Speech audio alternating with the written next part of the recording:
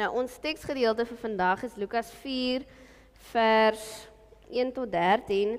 En dit is vir my regtig 'n gepaste teks om leidingstyd mee te begin. Want ek glo regtig, ons moet in leidingstyd baie fokus op Jesus se leiding en presies waardeur hy is, wat hy vir ons gedoen het, wat ons daaruit leer. En hierdie is 'n goeie teks om mee te begin, want die duiwel kom versoek vir Jesus. Hy's nou net sopas gedoop en daar gaan hy in die woestyn in en hy word versoek deur die duiwel. So kom ons lees saam. Vol van die Heilige Gees het Jesus van die Jordaan teruggekeer en is deur die Gees in die woestyn gelei, waar hy 40 dae lank deur die duiwel versoek is. Die hele tyd het hy niks geëet nie en aan die einde van die tyd was hy honger. Die duiwel het vir hom gesê, as u die seun van God is, sê vir hierdie klip, dit moet brood word. Maar Jesus antwoord hom, daar staan geskryf, van brood alleen sal die mens nie leef nie.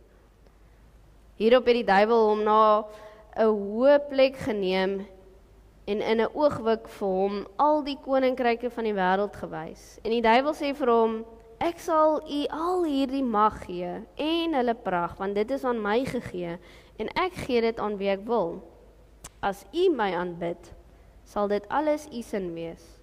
Maar Jesus antwoord hom, daar staan geskrywe, die Here, jou God moet jy aanbid en hom alleen.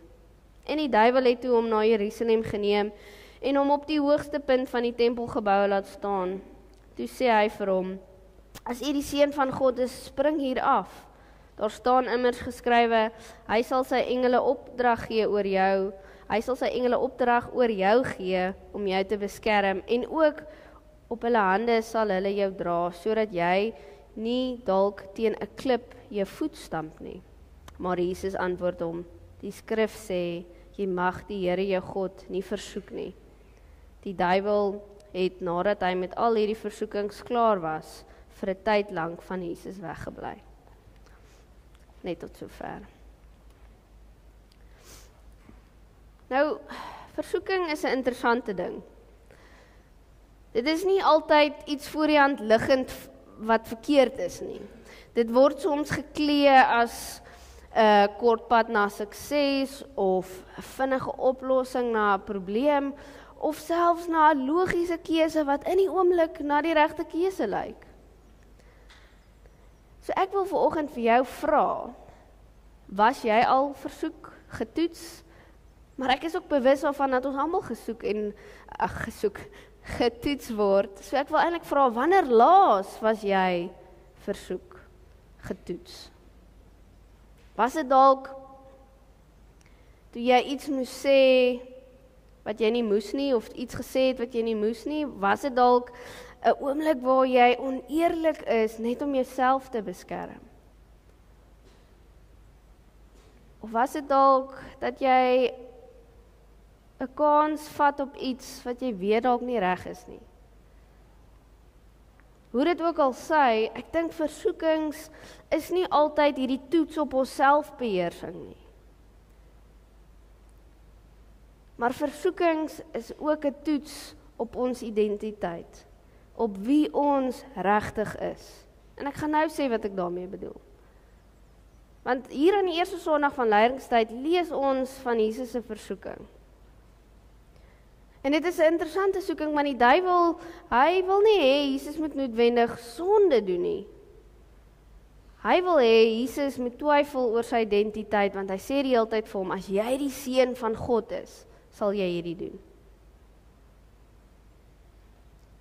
Hierdie teks, dit was meer as net 'n soort van 'n uitdaging om brood van uit 'n klip te maak of vanuit 'n hoë tempel af te spring. Dit is 'n poging van Jesus, dat Jesus moet twyfel oor God en oor wie hy self is. En as Jesus se identiteit getoets word, hoeveel te meer word my en joune nie ook getoets nie? Want het julle al agtergekom, ons beleef versoeking en ons voel ons word getoets wanneer ons op ons mees kwesbaarste is.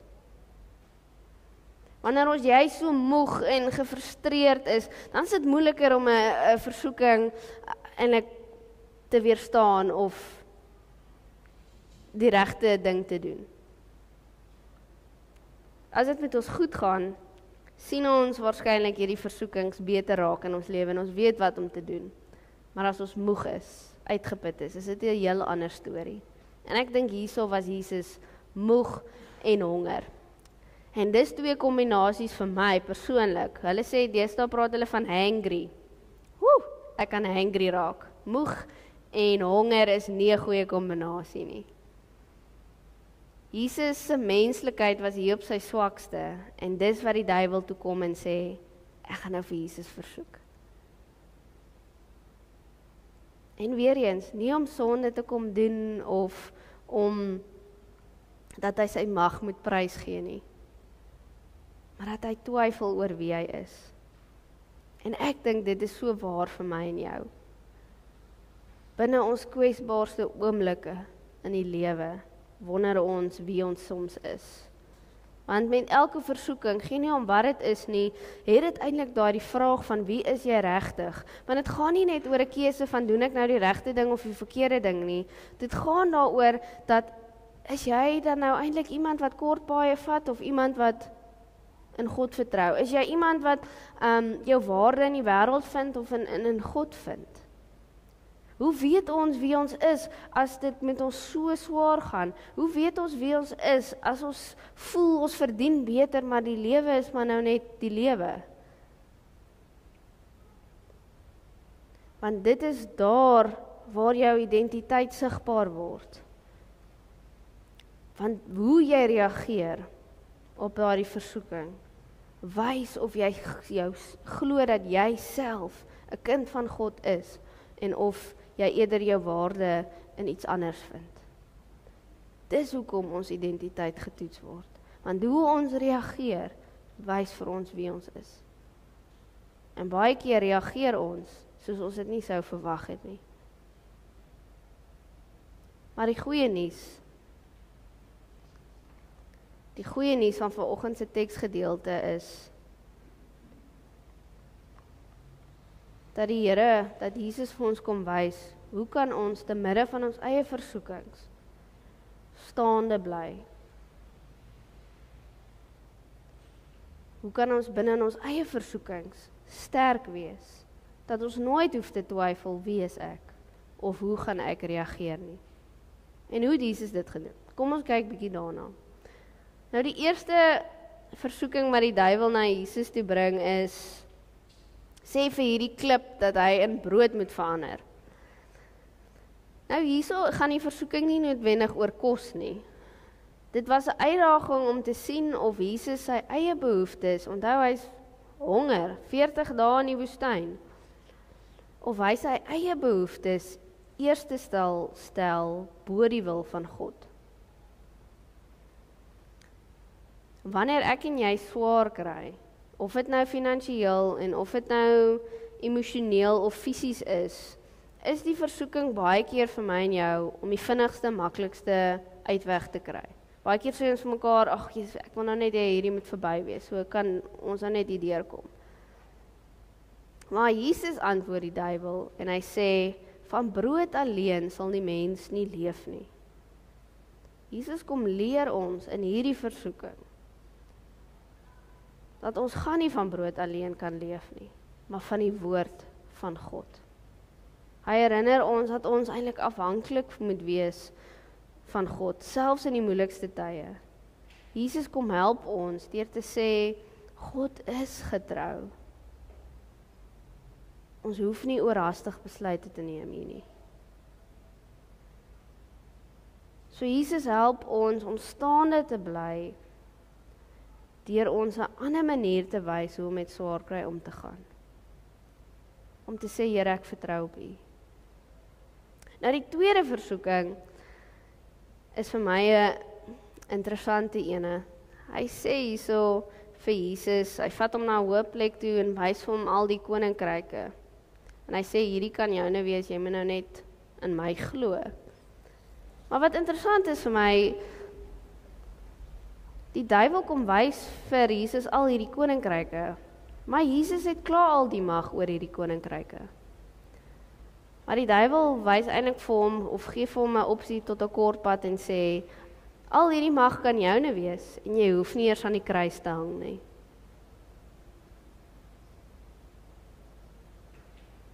Jy hoef nie eers aan die kruis te hang nie. Al wat jy net moet doen is om in die duiwel te aanbid.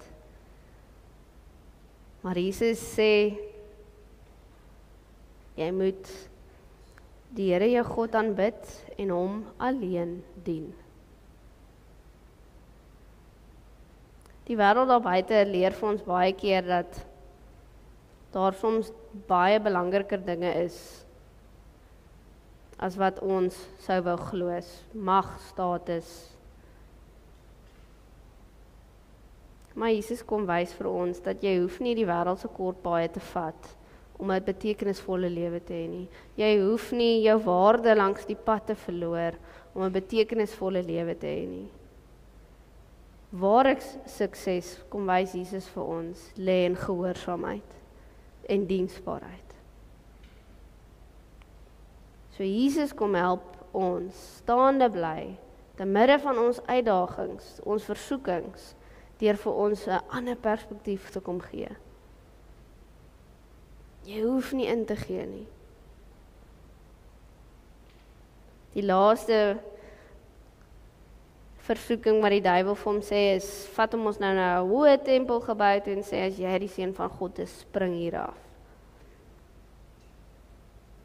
Die duiwel sê basies vir Jesus, as God regtig vir jou omgee, sal hy jou mos beskerm, want die duiwel haal aan en sê, ja, die Here gaan mos vir jou, daar staan geskrywe, die Here gaan vir jou engele gee om jou te beskerm. En dis so 'n bietjie van 'n subtiele versoeking om vir God 'n ultimatum te stel. Ons beleef hierdie versoeking wanneer ons vir die Here sê, Here, as U regtig lief is vir my, sal U my nou kom help. Of wanneer ons sê, Here, U antwoord nie my gebede nie, of asof ons wil hê die Here moet sy liefde aan ons kom bewys.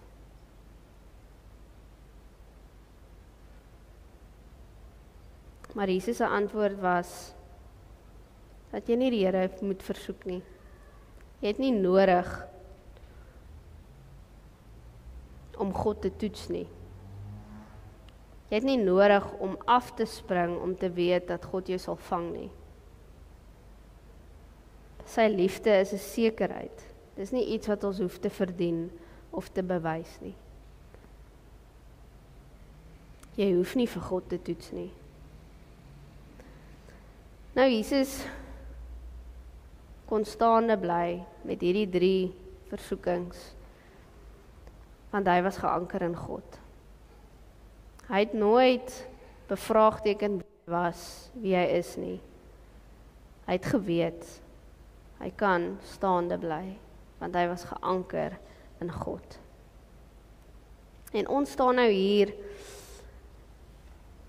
aan die begin van lydingstyd, en lydingstyd is vir ons 'n uitnodiging om weer ons lewe in God te kom anker.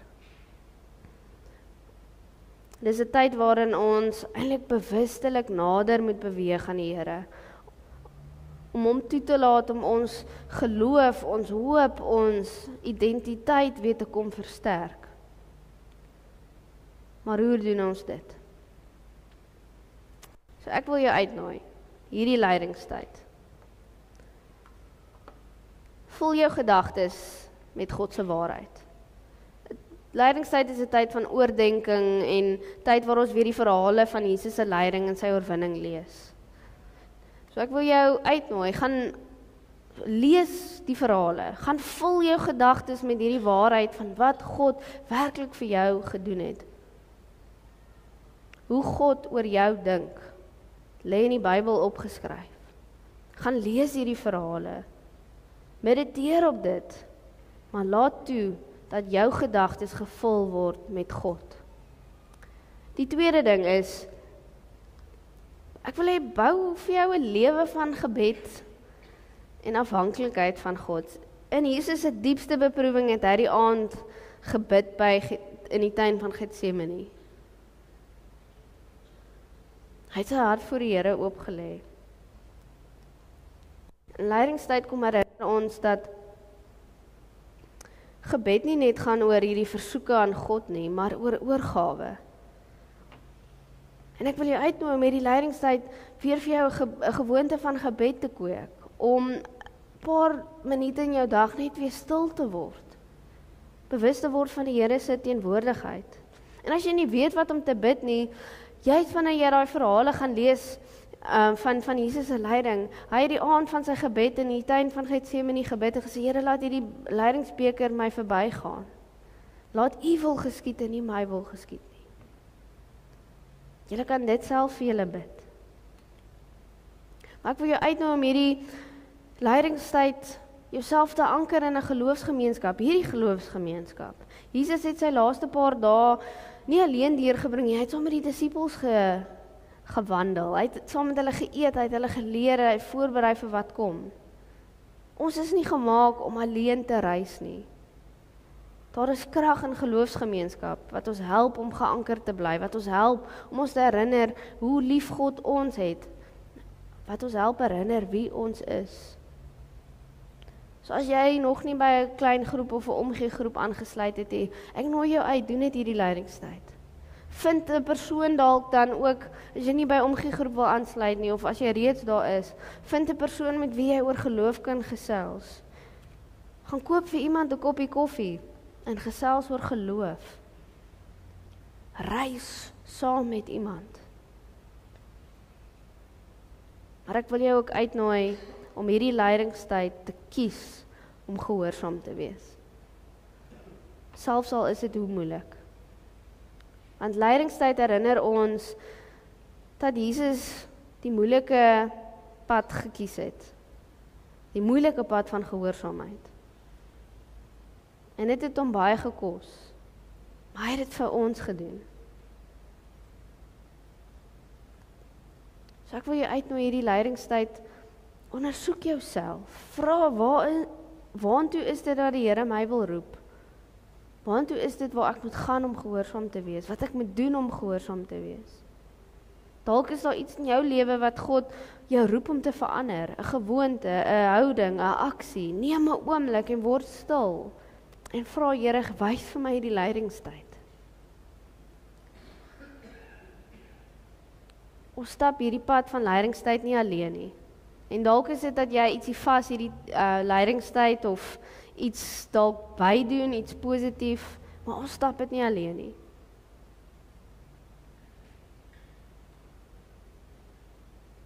En soos Jesus in daardie woestyn getoets was, ek weet ons word ook getoets. Ons word ook versoek. Maar ons het 'n anker. Ons het vir God. God se woord, gebed, geloofsgemeenskap. En wanneer daar die versoekings kom, moet ons onthou, moet ons onsself herinner, dat die Here vir ons klaar kom wys het hoe om staande te bly. Ons identiteit is nie gebou op die stemme van ander mense nie, maar op die wete, die vaste wete, dat ek en jy 'n kind van God is. Ons is geliefd, ons is gekies, ons word vasgehou in sy genade. En mag hierdie lydingstyd vir jou tyd wees, waar ons net weer onsself in God anker. Sodat wanneer die versoekings kom, ons nooit hoef te wonder wie ons is nie.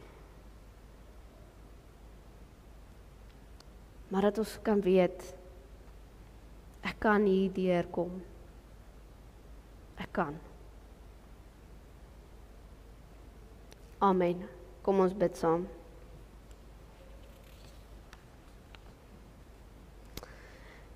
Here ons Vader, ons dank U vir oggend dat ons hier by mekaar is, dat U ons hier by mekaar gebring het om na U woord te luister. Dankie dat U ons geroep het om in U lig te leef, om U waarheid vas te hou en om in U ons identiteit te vind. Here, U ken ons hart en U weet hoe moeilik ons dwaal, hoe vinnig ons verlei word deur die wêreld. Hou ons vas wanneer ons swak is. Rig ons op wanneer ons struikel en herinner ons daagliks aan die waarheid van wie ons in Christus is. Laat ons die stem hoor bo alle stemme en leer ons om in geloof en gehoorsaamheid agter U aan te gaan.